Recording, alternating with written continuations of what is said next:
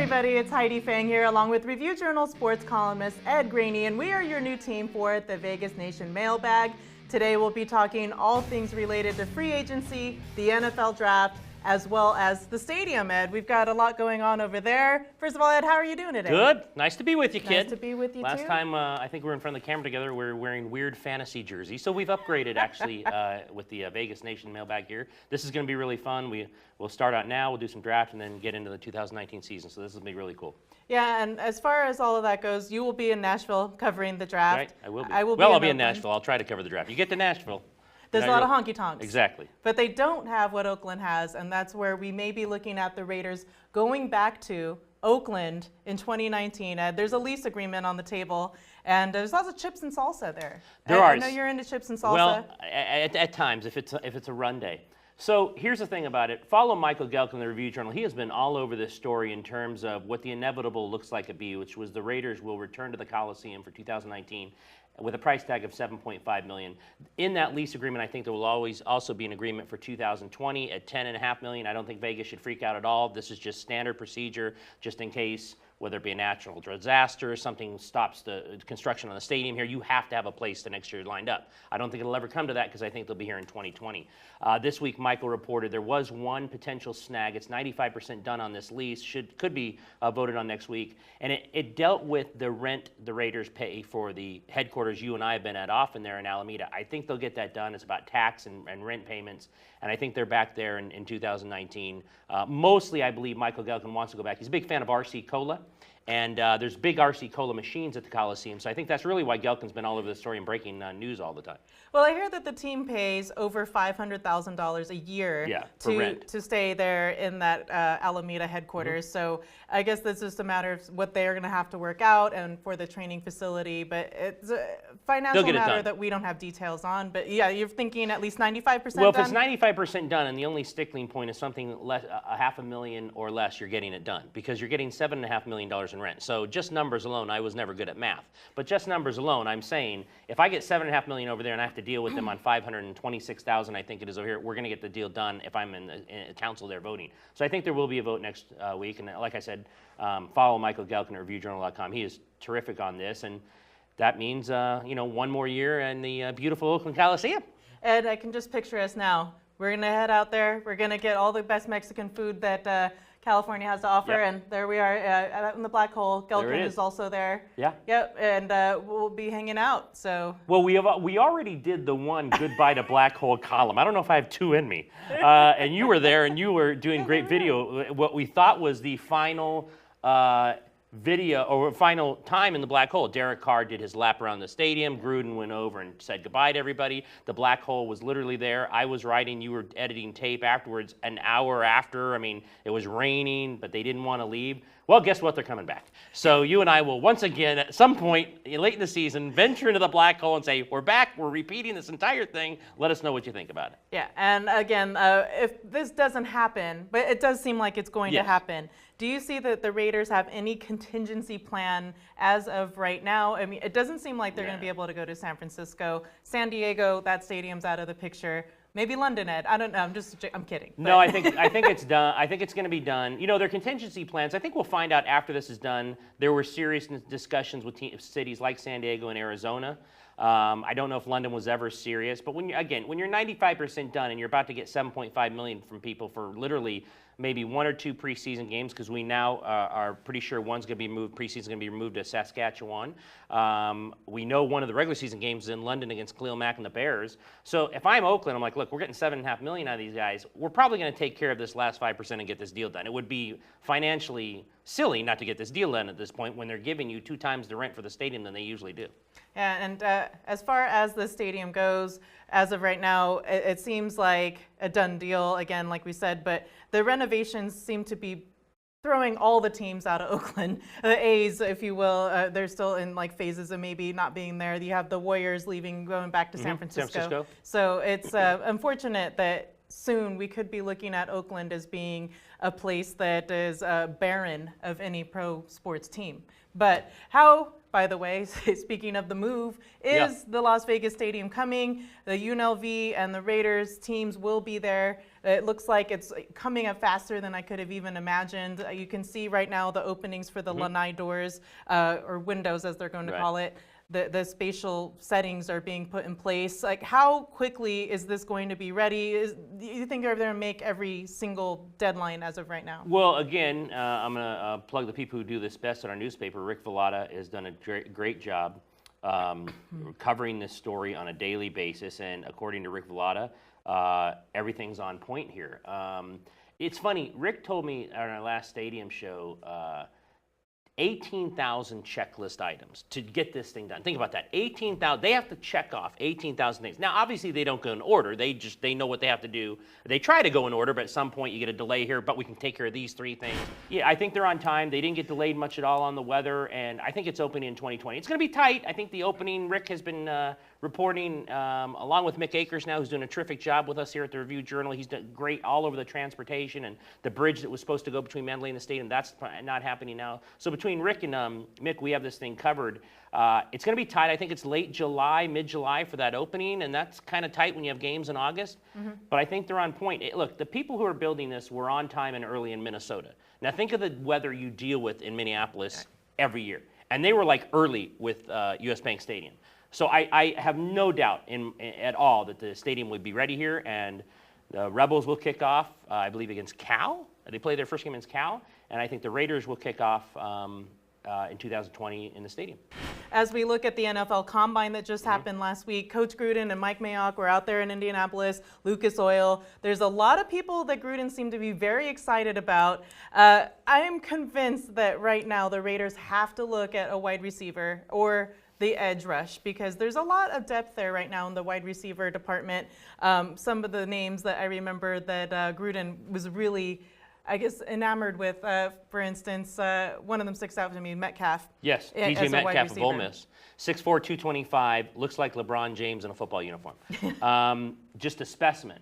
Now, there's good parts of that. It's like John Gruden said at the Combine, who in the world's going to tackle this guy? There's also parts of that to where, and I know this guy had a few good seasons in Arizona, but maybe the fear is he another David Boston? Like just this physical specimen when he has a shirt up, but then you put him on the field. And while Boston was good for a few years, I don't know if he ever reached the kind of the perception people thought he'd have. So I think that's DJ Metcalf would be a guy, if he's there at the 27th pick, it'd be a guy you'd look at for the Raiders. I think, again, this is all going to be depending on what they do, and we're going to talk about it here in a second with Antonio Brown. Another guy to look at is N'Keal Harry from Arizona State. He's a different physicality to Metcalf, but he's a really high rising wide receiver on this board. Yeah, I think in 24 and 27, if they stay true to form and just want to build through the draft, you'll see them take a wide receiver. What I really liked about N'Keal Harry is that he seemed to have mental fortitude. I was listening to some of his interviews, some of his things that he did throughout the week, and he just seems to have a lot of poise about him. And I think that's something that this era of Mike Mayock and John Gruden are really looking for, is for the character, which, as you said, we'll get into Antonio Brown a bit later, but I think that they're looking to build and they're looking to have a different type of player as they come up and decide who's going to be in this Vegas team. But when you look at these guys, I mean, Derek Carr right now, he's got sacked last season 51 times. Yeah. So I think you need, like you said, a big specimen, somebody to run downfield to kind of confuse the defenses that they're facing so that not everybody's getting to Carr on every play or a lot of the plays. That, I mean, the guy was rushed. I can't even imagine how many times last season that we saw that O-line. But again, there were rookies all over the place, and it's a team that's growing. But the culture, I think, is what's most important to Mike Mayock. Ed, what did you make of them and what you heard from them in Indy? You know what? I think Gruden's still in charge. I think Gruden makes all the decisions. But from what I saw in both those interviews at the Combine I do think there's a higher level of respect on Gruden's side for Mayock than perhaps, for Reggie. He sort of inherited Reggie as his GM. Right. And we knew that John Gruden is a guy who wants his people around him. So he picked Mike Mayock. So obviously I think there's just going to be a better level of respect. He's going to listen to Mayock probably more than he did Reggie. That doesn't mean Gruden's giving up any power, and it doesn't mean he probably won't have final say on most everything. But I do think they're trying to work well together. Mike Mayock is a great evaluator of talent. Mike Mayock said at the Combine, this is not the quick fix we are building. If that's true, We'll see what they do in free agency. You can say that, but then let's see who they sign in free agency. But he's saying we're going to build through the draft. So if you're going to build through the draft and you're picking fourth, and Josh Allen, a Kentucky edge rusher, is there, then get your edge rusher. If for whatever reason, Quinton Williams, the defensive tackle from Bama's there, maybe you consider him. But you should go defense first at the 4 if you're building through the draft. Gruden, on the other hand, there were all stories about Kyler Murray, the Oklahoma quarterback, and how much he loved him. Here's the thing about Kyler Murray. And we can also talk about, he had reportedly had very bad interviews, whatever that means. Again, we're not in the room, so I don't really know what that means. Gruden loves him the way he talks about him.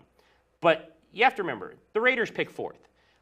If Arizona, despite whatever happened in those interviews, if Cliff Kingsbury, the new head coach in Arizona, loves this kid as much as he said, then it doesn't matter how much John Gruden loves him. Arizona's just going to pick the kid first to make him their quarterback. So Gruden can love him all he wants.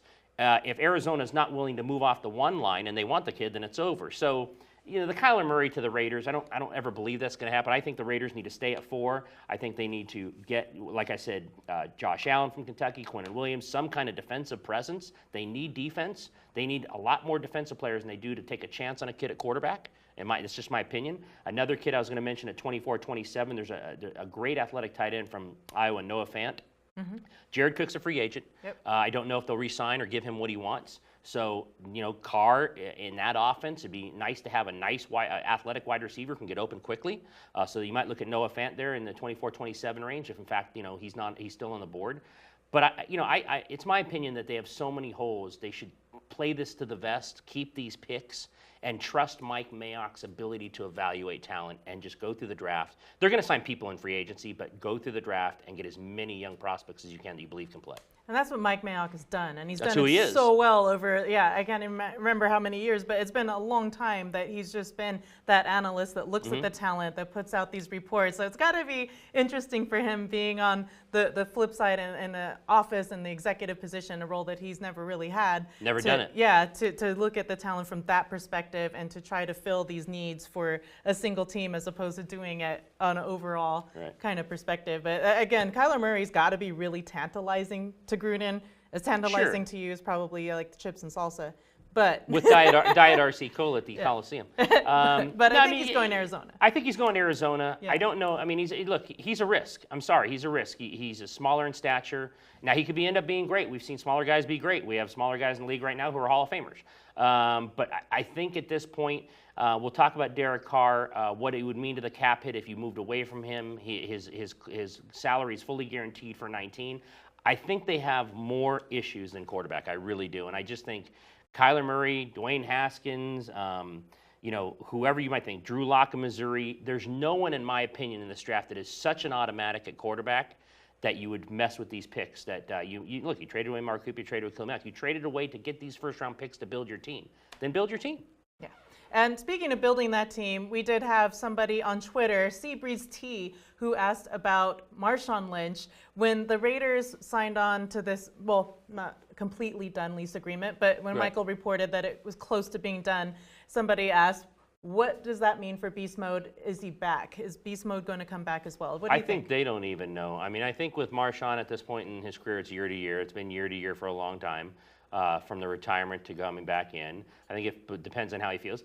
I don't think they'll be completely against Beast Mode coming back. They might look for a running back in the draft as well. I don't know if they truly believe Doug Martin's any kind of long-term answer. So I don't know if Beast Mode's coming back. I don't think they'd be completely against it.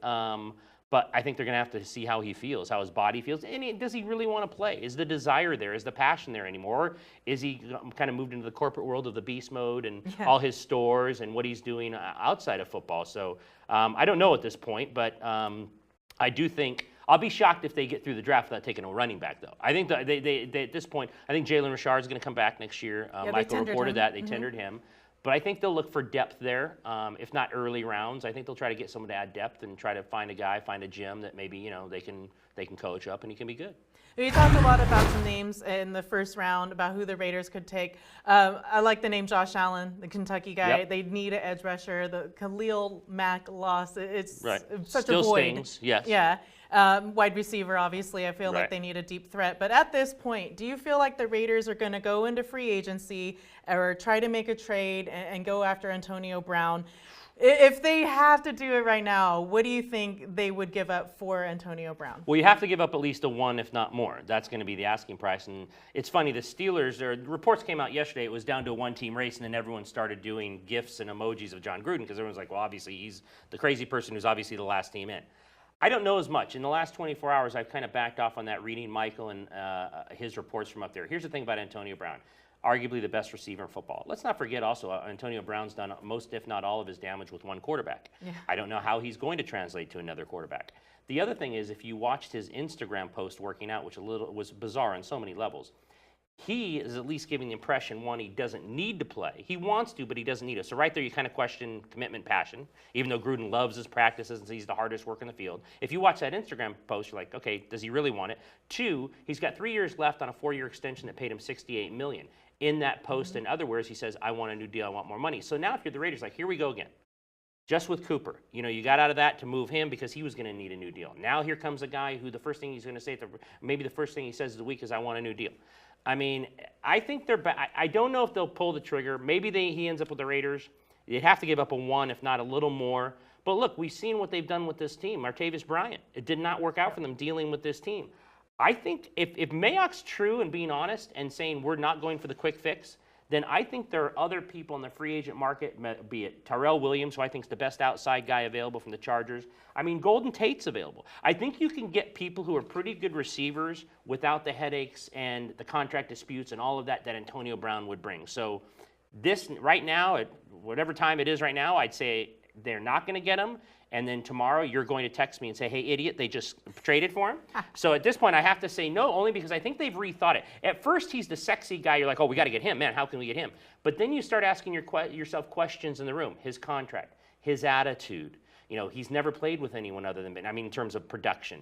How will he deal with Carr? There's a lot to this guy when, if you maybe make contact once you can with Tyrell Williams, or you hear that you have a shot at other guys, maybe you take runs at those guys, and it doesn't come with all the other craziness that would come with Antonio Brown. Yeah, and Tyrell Williams really did well when he was forced into a role where he was getting more reps when we saw Keenan Allen hurt. Yeah. So I think that he's somebody that can definitely flourish under the offense. I think he's the best outside free agent. I think he's the best outside guy available in the market, which means they'll have competition. It's not like he's just going to, the window's going to open free agencies. I wouldn't think, maybe, but guys like that immediately would say, I'm going to the Raiders. There'll be 3, 4, 5, several teams saying, hey, we need an outside threat. Who doesn't need another outside threat? And here's what's interesting. Tyrell Williams actually put up on Twitter a picture of him at a UFC event that just happened here in Las Vegas. And he just was actually sitting kind of not really close to cage side, but as you can see, he had a decent Kid needs seat better there. tickets. So I was wondering if, Tyrell Williams was out here in Las Vegas just this past weekend to see the UFC and watch Johnny Bones retain his title. Does that mean that maybe he was doing a tour of our stadium here and that maybe that there was some interest? Look, if you're John Gruden and Mike Mayock and you're smart people, every time you deal with their agents, you're going to say, hey, let me remind you about the Nevada tax situation. That's one of the advantages the Raiders will now have when they go after these free agents. So if I'm Tyrell Williams and, who's probably going to demand an annual average, an AAV of $12 million, okay, you play 1 year in Oakland, but then you're going to Nevada where the tax is a much better situation. If I'm him, I think I'd listen to the Raiders. Again, we don't know how many people are going to go for him or where he really, and maybe he always had a team he wanted to play for. I don't know. But I would think any player up for big contracts now will consider the Nevada tax situation if and when the Raiders make a bid for him. Well, the other area that the Raiders need to fix, we have a couple of people that they should target also in free agency. One being Clinton Dix, the former Packer. He also was traded out to the Redskins. Now he's out there in the market. I'm wondering what the Raiders could do. Is he a target for them? Oh, he has to be. Listen, if you remember free agency last year, what did Gruden do? Old men. Yeah. Old men. He's got to get away from that. Clinton Dix is 26. They absolutely should be in on him. There's no question about that. There's a guy, if they're really changing their philosophy and going younger, he would be a guy I would be, when that window opens, you're on the phone with him right away, or you're at his, whatever they do nowadays, show up where they're at, whatever, at midnight, all the stories you hear.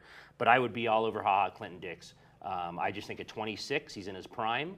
And they need more people in their prime. We've seen what the old guys do, and they need more people in their prime. So that brings us to our final question here. Do we believe that Derek Carr is the quarterback of the now and the future for the Raiders? I think he's the quarterback of now. Like I said, salary guaranteed fully for 19. If you did with something with him, the cap hit's like $7.5 million, which they have a lot of cap space, so I don't think that's outrageous. But I think he's pretty good, and you've invested a year with him and Gruden, and I don't think they always got along as well as they said. But you've invested an entire year in that system and how Gruden wants his quarterback to perform and how Gruden expects his quarterback to be in terms of inside and outside that locker room. I think he's the quarterback now. I don't know about the future. It was interesting when they had their groundbreaking for the Henderson practice facility here. He was one of the Raiders they brought in, and a couple of people said, well, that's kind of interesting. You brought him in. Is he really going to be here? There's that sense out there is he really Gruden and Mayock's guy for the future? I don't know. I mean, I think when Mike Mayock said Derek Carr is a franchise quarterback, he believes that. I'm not so sure he believes he's a franchise quarterback for the Raiders. You know what I mean? I think they think he's a franchise quarterback because there's great quarterbacks in this league and there's a lot of bad ones, and I think he's somewhere in the middle, which could make him a franchise quarterback for someone, whether it be the Raiders or someone else. I think he's the quarterback this year. I do. I think they have too many picks in this draft and two other need areas to mess with quarterbacks this year. If they're really building it for the future and really building it to be kind of a playoff contender when they get to Vegas, I just wouldn't make a move at quarterback. I think that's, like I said, his salary's guaranteed. You have him for another year, go year to year with him. And again, the quarterback draft class next year, not to say that they are hoping for another horrible year or whatever, but with Tua, the Oregon kid, there are kids coming out next year who are going to be really, really high-level quarterbacks. Maybe in the back of your mind, you're like, you know what? Let's see what happens. Yeah. I think the class is better next year. I just don't think the class is good enough this year to where you'd give up on Derek Carr. Right. I mean, aside from Kyler Murray, the Heisman Trophy winner, guy from OU, I don't think anybody else really stands out. You have Dwayne Haskins, the Ohio State kid. I could see the Giants moving up for him because Eli. You have to get Eli's replacement. You have to make a move. So Dwayne Haskins, I actually, if I'm a GM and it's my pick, I take Dwayne Haskins over Kyler Murray. Obviously, people love Murray more because the odds around town. He's going number one. Like I said, Drew Lock from Missouri. There's a lot of just kind of guys, and maybe some will be really good quarterbacks, maybe some won't. But if Kyler Murray is the number one pick overall in this draft, then it is not a sure thing draft for quarterbacks. Now, he might become a sure thing, but I don't think anyone, including Cliff Kingsbury, if he was completely honest, will say he's absolutely a sure bona fide NFL star. I just don't think you can say that on his measurables. If that happened in the interviews, we don't really know if he really interviewed that poorly. Maybe he'll prove everyone wrong. But if he's the number one overall pick in the draft, I think the Raiders should stay exactly where they're at and build. Somebody actually on NFL.com projected that Locke would go to the Raiders at 4, and I thought that was kind of crazy to insinuate. I'm not an expert there, but I just don't see it. Gruden loved him at the Senior Bowl, yeah. But Gruden loves everybody. Gruden loves this show. He's not even watching at this point. He loves this show. Hello. I mean, there's no one Gruden doesn't like. Antonio Brown's the greatest guy in the world. Do you see this guy practicing? Kyler Murray's this. So when Gruden says, I loved him at the Senior Bowl, okay. I mean, he's not going to rip a kid. Maybe he did love him, but he's not going to say things bad about the kid. I would hope not. So if someone projected them taking the Missouri quarterback at 4, they would get pushback on that from their fan base. I really think they would. I think even the diehard, lovers of John Gruden Raider fans would push back on that when they know how bad they are right now along the defensive front. All right. Well, that'll do it for us here for this episode of Vegas Nation, the mailbag. We'll be back when it gets time for the draft, and we'll put all the questions out there on Facebook and Twitter for you again. For myself, Heidi Fang, for Ed Graney, thank you for watching.